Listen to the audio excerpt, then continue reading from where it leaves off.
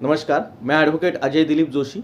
आप सब जानते हैं कि मैं ऑल इंडियन सिनेमा और सीरियल सेक्टर के जितने भी इश्यूज़ हैं उसके ऊपर काम कर रहा हूँ।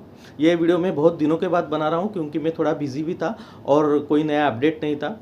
लेकिन बहुत दिनों से मुझे बहुत से मैसेजेस आ रहे हैं कि और फ़ोन कॉल्स आ रहे हैं कि ये जो इश्यूज़ है पेमेंट का अपना वो जारी है अभी तक। और बहुत से लोग ऐसे हैं जिनको 6 महीने 7 महीने हुए तो अभी तक पेमेंट नहीं मिला है।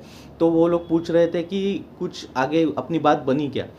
तो मैं उनके लिए आज ये वीडियो बना रहा हूँ। मैंने इससे पहले भी वीडियो में आपको कहा था और आज फिर से बोल रहा हूँ कि आपको ना एक सिंपल स्टेज करनी है जिससे आपका पेमेंट ज़रूर आपको मिलेगा। और ये इसके लिए आपको कोई एडवोकेट हायर करने की ज़रूरत नहीं है, आप खुद भी एक काम कर सकते हैं। आपको क्या करना है, कैसे करना है, किसे ईमेल करना है, किस तरह एप्लीकेशन लिखना है, उसमें क्या क्या बातें होगी, ये पूरा मैं आज ये वीडियो में आपको बताने जा रहा हूँ। तो ये वीडियो बहुत इम्पोर्टेंट है और ये सबके लिए है और इसे आखिर तक ज़रूर देखिए और सबके साथ शेयर कीजिए क्योंकि ये बहुत ही इम्पोर्टेंट वीडियो है।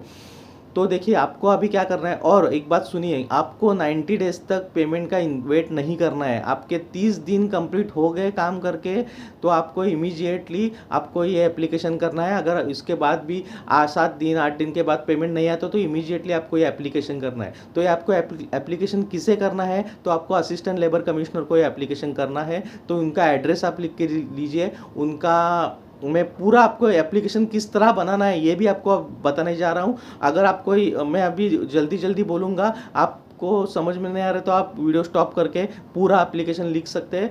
तो एप्लीकेशन आपको नॉर्मल लिखना है, आपका 2 में उनको आपको नाम लिखना है कामगार उपायुक्त। उनका एड्रेस है कामगार भवन, E block, C20, Bandra Kurla complex, Bandra east, Mumbai 400051। उनका ईमेल एड्रेस है lcmhdesk28@gmail.com। मैं फिर से बोलता हूँ lcmhdesk28@gmail.com। इसके ऊपर आपको मेल करना है।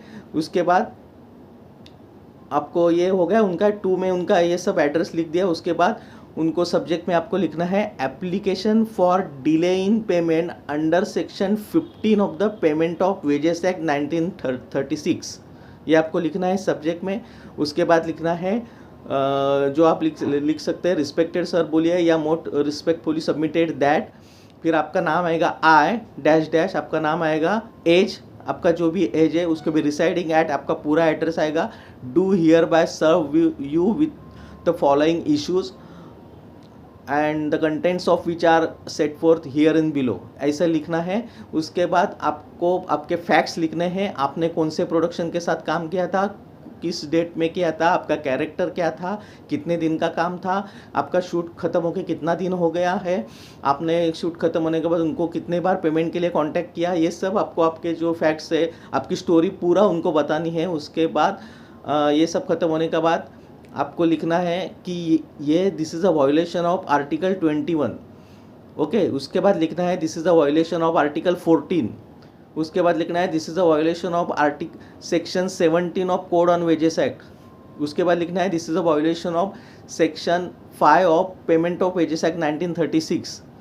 उसके बाद आप लोग को लिखना है this is a violation of Maharashtra government SOP जो उन्होंने बनाई थी 14 फेब 2023। ये सब आपको लिखना है। अभी उसका हर एक का मीनिंग भी बताता हूँ। आर्टिकल 21 का वायोलेशन मतलब क्या होता है ये आपको उनको लिखना नहीं है, ये आपको मैं एजुकेट करने के लिए आपको बोल रहा हूँ। आर्टिकल 21 हमें राइट टू लाइफ का अधिकार देता है। अभी राइट टू लाइफ मतलब क्या, आपको जीने का अधिकार मिल रहा है, लेकिन अगर आपको पेमेंट टाइम पे नहीं मिलेगा तो आप जी नहीं पाओगे। इसके लिए आपको आर्टिकल 21 का ये वायोलेशन है। आप उसके बाद हम लोगों ने लिखा है आर्टिकल 14 का वायोलेशन। अभी आर्टिकल 14 क्या कहता है, equality before law. Okay, law सबको सेम है। अगर बाकी जो अनऑर्गेनाइज सेक्टर है, ऑर्गेनाइज सेक्टर के जो एम्प्लॉय है उनको मंथली बेसिस पे पेमेंट मिलता है या डेली बेसिस पे पेमेंट मिलता है, तो हमें या आपको 100 दिन के बाद 150 दिन के बाद पेमेंट क्यों मिलता है, तो आर्टिकल 14 का वायोलेशन है। इसके बाद हम लोगों ने लिखा है this is a violation of section 17 of the code on wages act. अभी ये जो कोड ऑन वेजेस एक्ट है ना, ये हमारे यहाँ महाराष्ट्र में लागू नहीं हुआ है। अगर आप जिस इंडिया के किसी स्टेट में हो वहाँ आपको चेक करना है कि आपके यहाँ ये कोड लागू है कि नहीं। अगर कोड नहीं भी लागू तो भी आपको ये मेंशन करना है, क्योंकि ये सेंट्रल गवर्नमेंट ने बनाया हुआ कोड है जो ऑर्गेनाइज और अनऑर्गेनाइज सेक्टर के लिए लागू होता है। लेकिन महाराष्ट्र गवर्नमेंट ने ये कोड अभी तक लागू नहीं किया है, फिर भी उनको लिखने का है कि सेक्शन 17 का ये violation of code on wages 2019 का। उसके बाद आपको लिखना है section 5 of payment of wages act 1936 का भी ये वायोलेशन है, क्योंकि पेमेंट ऑफ वेजेस 1936 ये कहता है, सेक्शन 5 ये कहता है कि किसी भी लेबर को आपको 1 महीने में ही पेमेंट देना है, उसको ज़्यादा डिले नहीं करना है।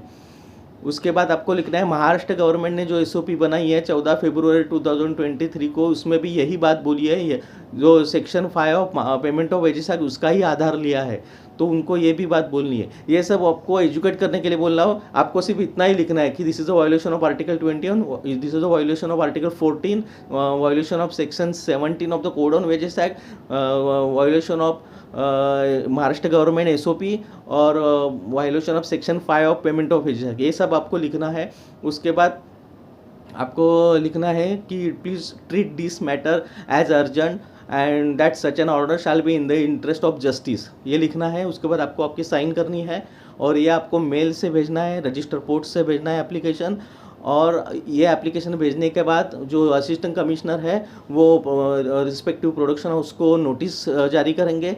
हो सकता है ये नोटिस जारी होने से पहले ही, ये जो नोटिस जारी होने से पहले ही आपको आपका पेमेंट मिल जाए, नहीं तो फिर जब जारी करेंगे तो इमीडिएटली आपका पेमेंट आप किया जाए। और जैसे ही प्रोडक्शन हाउसेस को ये नोटिस जाएगी तो उसको उनको जो भी डिले, जो भी उन्होंने आपका जो अमाउंट है उसके ऊपर आपको कंपेंसेशन भी मिलेगा। तो इस तरह आपको आगे जाना है। अभी हाल ही में आपके पास दूसरा कोई ऑप्शन नहीं है, क्योंकि हमारे महाराष्ट्र गवर्नमेंट ने, मैं सिर्फ महाराष्ट्र की बात करता हूँ क्योंकि मैं महाराष्ट्र से बिलोंग करता हूँ।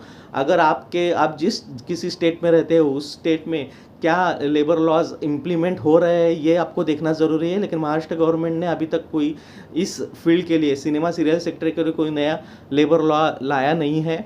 जो भी सेंट्रल गवर्नमेंट ने लेबर लॉज बनाए हैं, जिसके बारे में मैंने इससे पहले के वीडियो में सब जिक्र किया है, वो अभी तक यहाँ लागू नहीं है। हम लोग अभी पुराने ही लेबर लॉज यूज़ कर रहे हैं, लेकिन वो लेबर लॉ भी हमें किसी प्रोडक्शन हाउस को इस बात की इजाज़त नहीं देते कि वो किसी आर्टिस्ट को 100 दिन के बाद 150 दिन के बाद पेमेंट दे। ये कॉन्स्टिट्यूशन का वायोलेशन है। अगर कोई यही आपके पास ज़रिया है, अगर आप बोलोगे कि मैं नहीं करूँगा क्योंकि मैं अगर ये एप्लीकेशन किसी प्रोडक्शन हाउस के अगेंस्ट करता हूँ तो मुझे फ्यूचर में काम नहीं मिलेगा, तो अगर आप ऐसे ही डरते रहे तो आपका कुछ होने वाला नहीं है। और जो मैं प्रोडक्शन हाउसेस को भी कहता हूँ कि हम बाकी टाइम कहते हैं कि हम कॉन्स्टिट्यूशन का सम्मान करते हैं, डॉक्टर बाबा साहेब अम्बेडकर ने बनाया है उनका हम सम्मान करते हैं, लेकिन जब पेमेंट देने की बात आती है तो आप कॉन्स्टिट्यूशन का वायोलेशन करते हैं, ये सरासर गलत है। हमारे लेबर लॉ का वायोलेशन करते हैं तो ये सरासर गलत है। और ये नेचुरल जस्टिस, नेचुरल लॉ का भी का भी वायोलेशन है। इसके लिए मैं बोल रहा हूँ ये जो हो रहा है, ये जो आप कर रहे हो सब गलत है। तो आर्टिस्ट लोगों को पेमेंट समय पे मिलना चाहिए। और मैंने आज इस वीडियो में आपको ये सब बताया है, तो आपको इसी तरह आगे जाना है। और मेरी 23 सितंबर 2024 को असिस्टेंट कमिश्नर के साथ हियरिंग हुई थी, जिसमें मैंने ये सब इश्यूज़ उनको बताए थे। उसमें उन्होंने कहा था कि आप हमारे पास एप्लीकेशंस लेके आइए तो हम उनका जो प्रॉब्लम्स है पेमेंट का वो हम रिजॉल्व कर देंगे। तो अभी आपको डरना नहीं है। आपको सबको अगर पेमेंट डिले हो रहा है तो आपको इस तरह आगे जाना है। मैंने जिस तरह आपको बताया उस तरह एप्लीकेशन करना है, रजिस्टर पोस्ट से भी उनको मेल करना है। और इसके बाद अगर कुछ नहीं होता है तो आरटीआई फाइल करना है, वो मैं आपको बाद में बताऊंगा। लेकिन अभी ये प्राइमरी स्टेज है जिसके लिए आपको कोई एडवोकेट हायर करने की ज़रूरत नहीं है, आप खुद भी ये कर सकते हैं। अगर आपको फिर भी नहीं हो रहा है तो फिर आप किसी एडवोकेट की मदद ले सकते हैं या मुझे आप पूछ सकते हैं, तो मैं आपको गाइड करूँगा। धन्यवाद।